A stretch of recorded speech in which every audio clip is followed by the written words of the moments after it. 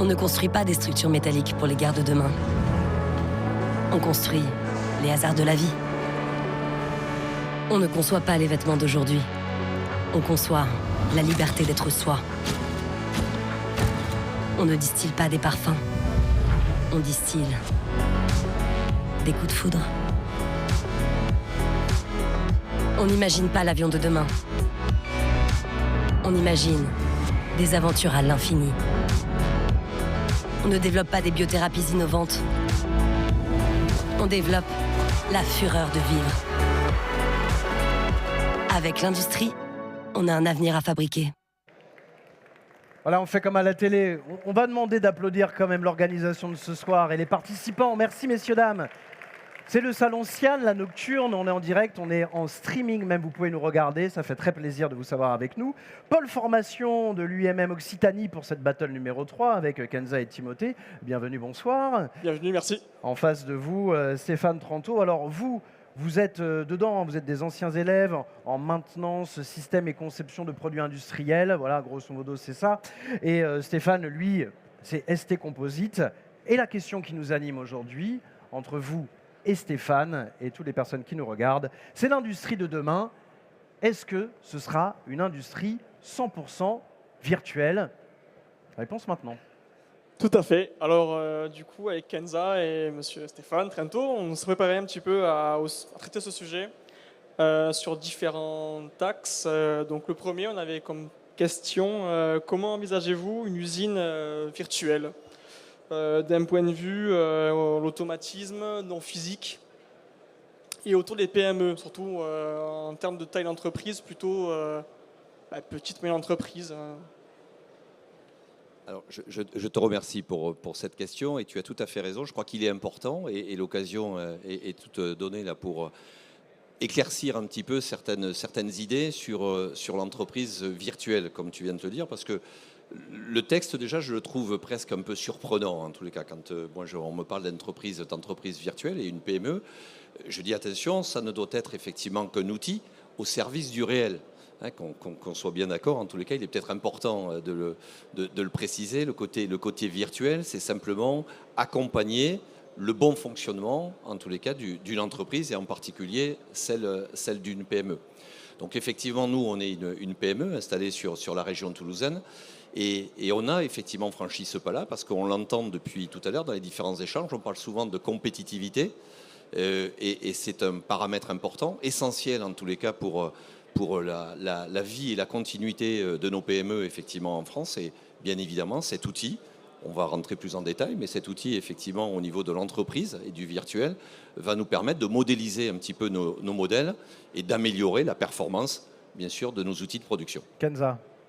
J'entends beaucoup de positifs là, donc il y a quand même une question qu'on s'est posée. Est-ce que vous avez anticipé les effets négatifs de cette virtualisation d'un point de vue sociétal, humain notamment? Social, oui, pour... Nous, on a essayé, en tous les cas, d'anticiper plusieurs sujets. Tu viens de le dire, il y a des enjeux, bien évidemment, sociétals, mais il y a aussi un autre enjeu qu'il faut pas oublier, c'est tout l'aspect, effectivement, sécuritaire.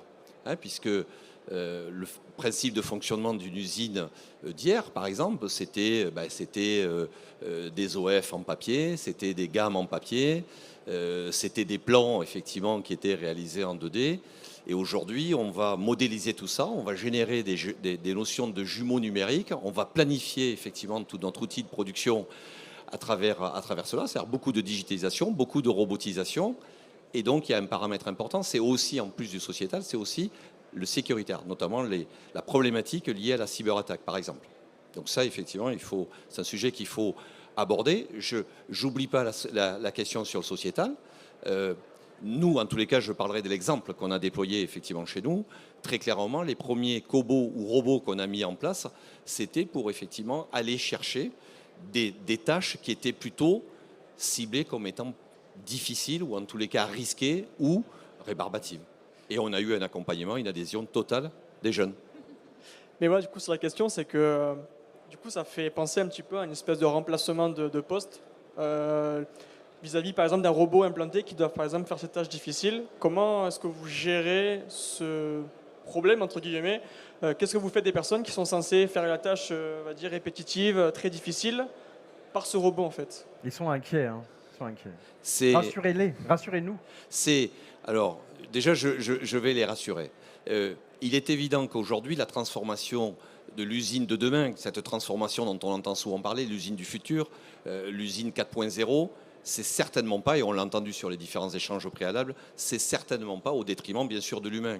Je serais d'autant plus mal placé, moi, dans le composite, où clairement, la valeur ajoutée de la main-d'œuvre sur nos tâches, elle est absolument essentielle, et on ne pourra pas la remplacer.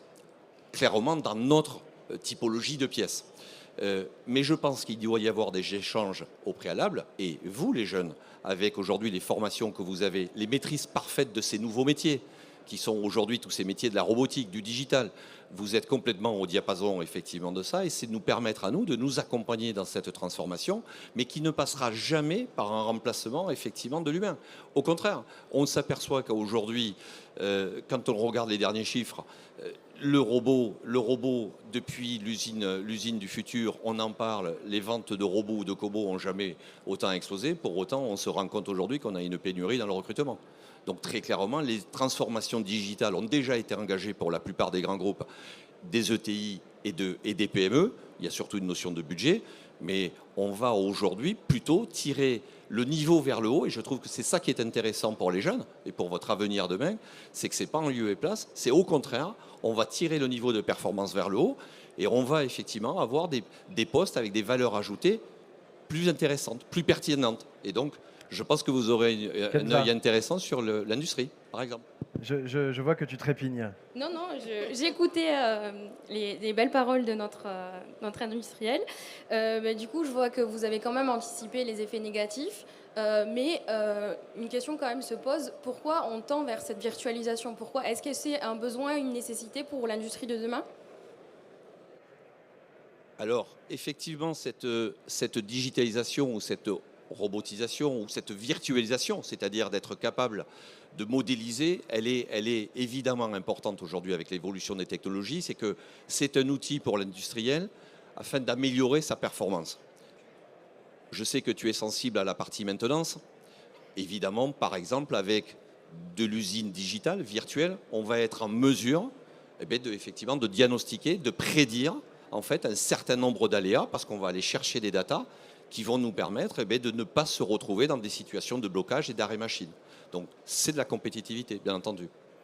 L'intérêt, c'est de pouvoir améliorer en fait, son système global afin d'en tirer le meilleur parti, tout en intégrant le parti humain, en fait, c'est ça? L'humain restera de toute façon la force centrale, bien évidemment, de l'entreprise, qu'elle soit aujourd'hui digitalisée ou autre. Les robots, on ne peut pas imaginer, surtout pour nos PME aujourd'hui régionales, on ne peut pas imaginer des usines où on pourrait presque, et c'est pour ça que je souriais quand on a dit l'usine virtuelle, je voulais juste apporter cette précision en ne pensant pas qu'on pouvait faire à travers un télétravail, rester à la maison et piloter son usine à distance, parce que le produit in fine, il sera réel. Donc, pour être tout à fait franc, ce n'est pas le sourire que vous aviez à l'évocation de la question. Hein. Usine virtuelle, c'était un peu provocateur, hein, c'est ça? Je disais que j'étais effectivement surpris par ce propos d'usine virtuelle et qu'il était important, en tous les cas, de le préciser, qu'on n'ait pas à l'esprit de se dire, mais tiens, ça y est, on va avoir des usines totalement virtuelles, des produits virtuels et des collaborateurs virtuels. C'est absolument ça. C'est un outil aujourd'hui performant qui va nous permettre de gagner clairement en compétitivité. Et gagner en compétitivité, c'est un axe fort de réindustrialisation, bien évidemment, sur le territoire. On passe à la dernière question, si vous voulez bien. Ah bah non, ils en ont plus. Merci, au revoir. C'était le Cian, la nocturne. Non, il n'y avait plus de questions, c'est vrai? Ah non, mais vous êtes incroyable. On a fait vite, Il vous reste du temps pour discuter de tout ça. Alors allez-y. Vous nous avez challengé pour qu'on soit concis et c'est ce qu'on a essayé de faire. Du coup, ah bah, c'est parfait. Je vous remercie beaucoup. Stéphane, peut-être un mot à rajouter de votre côté alors oui, bien sûr. En tous les cas, déjà, bravo à vous deux parce que l'exercice est pas facile et vous avez été plutôt là-dessus efficace. Encore une fois, et à travers la formation que vous avez aujourd'hui, l'industrie de demain, je crois que justement, quand on parle du virtuel, de digitalisation, de robotisation, je pense que c'est aussi un autre paramètre, au-delà de tout ce qu'on a évoqué sur la sécurité et ainsi de suite.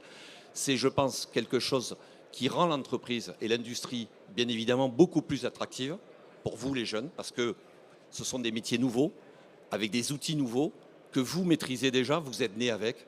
Et donc, je pense que c'est ça qui est important aussi à relever, de se dire l'entreprise demain et l'industrie, c'est un environnement dans lequel vous allez véritablement pouvoir mieux vous éclater. Merci Très beaucoup clairement. Stéphane. Merci à toutes et à tous. On peut applaudir TBS. C'était tout à l'heure Théo et Ulysse. Les mines d'Albi, alors Merlin, Romane, Marie et Cyrielle. Et puis ils étaient ici en face de nous, le pôle formation de l'UMM Occitanie, Kenza et Timothée. On va remercier aussi nos industriels qui étaient présents lors de ces battles. Bastien, tout le monde. Oui, vous pouvez les applaudir, bien sûr. Anne Pic-Rouxelin. Et on a terminé avec Stéphane Tranto. Dans les